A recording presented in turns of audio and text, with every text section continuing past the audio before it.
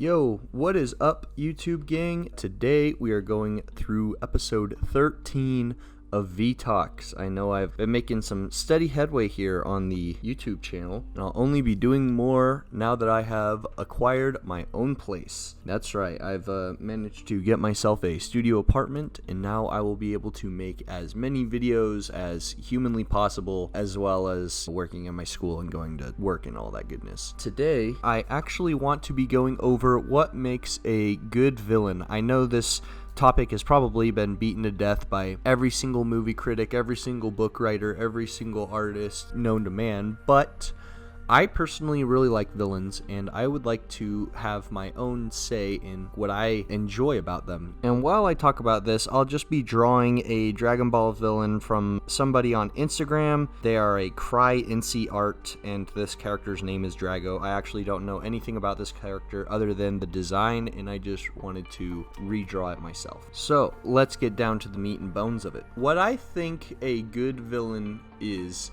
a being that not only represents destruction or anti whatever the hero is, I think also there are things that make them similar. Or at least there's enough human aspect in your villain to make them believable. And so here's a good example. One of my favorite villains is Yoshikage Kira from JoJo's Bizarre Adventure.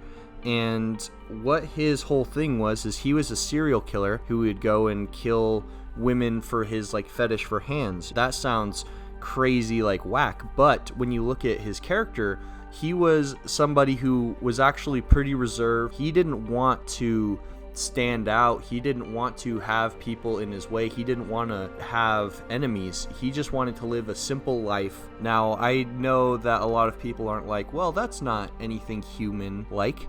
But I would say that it is, because a lot of us don't try as people. A lot of us just kind of want to take an easy, simple route where I just want to go to work, I just want to get my paycheck and go home and just settle down. And that is exactly what his character was. He's the wanting to be content like normal people. The only issue he had was he would also go out and kill people, which brought attention to himself. If he didn't do that, he would have been just a normal person at that point. But the fact that he had enough of what made him a normal person mixed in with the villain, it made him the most believable villain out of all of the villains in JoJo's Bizarre Adventure that I have seen. And then there's stuff that makes kind of a bad villain. I was watching Age of Ultron 2 days ago, and I've always loved Ultron as a villain. I've always loved his character design, I've always loved his motives, but watching this movie, I realized that there was a lot that I did not like, and the thing that Ultron was all about was I have to extinguish the Avengers because they're the reason why there's war, they're the reason why there's this, and I just recognized that the whole plot of him being a villain was just for the sake of being against the heroes in the movie, and that was not enough to make him a good villain. I understood that he wanted the human race to evolve. I understood that concept, but people aren't looking to evolve within themselves. Typically, people want to be more like Yoshikage Kira, where they want to have a simple life. They just want things to go simply, or at least in a way that they can manage. But that's not what Ultron was all about. If I look at Thanos from the first Avengers movie, we saw that Thanos was more or less human because he wanted to save everybody from themselves, and he saw what overpopulation could do to a civilization. Now, people aren't going out of their way to be heroes or save anything, but we can sympathize with the fact that Thanos wanted to protect the universe to an extent. We understand Thanos almost looked at the universe as his child or something he had to protect. All of us understand the concept of protection, but we don't understand the concept of evolution constantly. It's a different thing for us than it is for Ultron, but Thanos had that aspect to him in the first movie.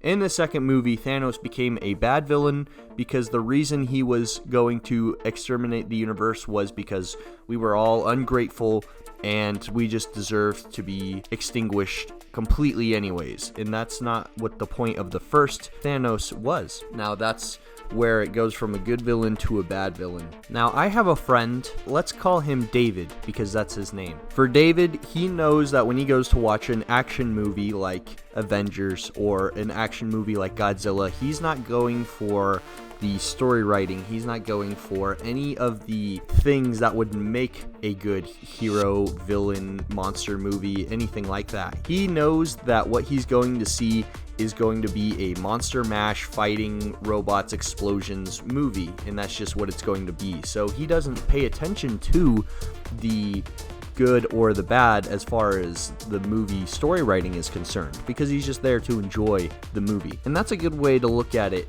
when all of the movies that come out are just going to be bad written explosion movies of just fighting stuff. But my question is, why do we have to watch movies like that? Why do we have to watch movies that are bad and just accept that they're bad? Why can't we watch movies that are good, that have good villains? I haven't seen the movie, I think it's called Seven, but I've heard that Seven is super good because the villain is well written, because the villain is good and the story makes sense. And if every movie was able to take from what makes a good villain and add that to their own movie, whether it's a robot, whether it's an alien, the movie Aliens, the reason that's so prolific is because the aliens aren't people at all. They're just animals that just kill, respawn, and grow again. That's a horror for us humans just because that is chaos. There is no consciousness between those animals and us. That's the concept of the movie, is it's destruction versus survival. These aliens are just here to kill everyone, and that's their only purpose. And that's not what makes them villains, that's what makes them just monsters. There's a big difference, but other than making a villain relatable to us humans, other than making a villain have similar ideals to us, another thing that makes a good villain is their matchup with the hero. Your hero might be indestructible, completely undefeatable, and the villain could be this weak, fragile man who could be absolutely nothing to the hero. Let's look at the movie Unbreakable. The villain in that movie, Mr. Glass, was completely fragile. You could push him over and he would break a bone. And the hero, Bruce Willis, was super strong, could take a bullet. He was a powerful force.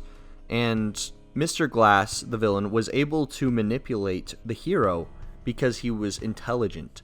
And that intelligence is what made him a good matchup with the hero. I can't say that any of the Dragon Ball villains ever are good villains, because all they are there to do is destroy. All they are there to do is fight. And that's the whole purpose of Dragon Ball Z, is to just have fighting scenes. And that's fine for it to be what it is, but that's the same as the movies, where we're just going to come into it knowing we're not here for story, knowing we're not here for anything other than the action. The villains are just there to fight the hero, and that's all it is. When I was running my previous D&D game, my Lord Dregs, I did a video on him, I made that villain okay. I wouldn't say he was a great villain, because part of what he was to fight and destroy the gods, and that's what he was there for. But there were aspects of him that made him relatable, and he wanted to be almost friends with the characters, even though they were like, no, you're a bad guy, we're not going to trust you or join you. He was trying to get them to join him. I wouldn't say he was super dimensional in the way I designed him, but I attempted. And the next time I make a villain, I'll be able to make them more relatable. I'll be able to make them more understandable and something that the players will actually enjoy, because it's an aspect of themselves in the villain. And that's about all I have really for the video. I just wanted to talk about some villain stuff and what I appreciate about them and what makes them not really all that great. So I hope you guys did enjoy the video. I'm looking forward to making a lot more now that I have my own place, and soon I'll be able to start pumping these bad boys out weekly if I can. So thank you guys for watching, and I will talk to you guys soon on the next episode of V-Talks.